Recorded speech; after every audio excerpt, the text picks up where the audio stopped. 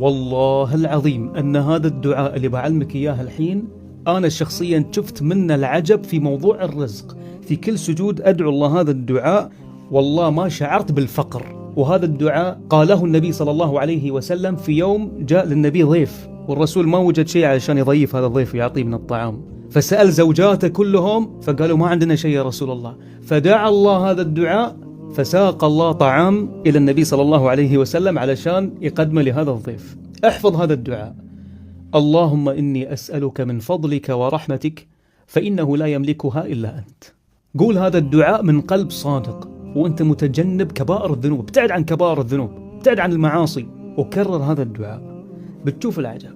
كل مرة أقول هذا الدعاء من قلب صادق كذي بشعور ويعني خشوع، والله العظيم يرزقني رب العالمين. ولا تصير بخيل بروحك تقول الدعاء يجيك الرزق بروحك، لا، انشر المقطع والدال على الخير كفاعله. لازم تحب الخير حق المسلمين.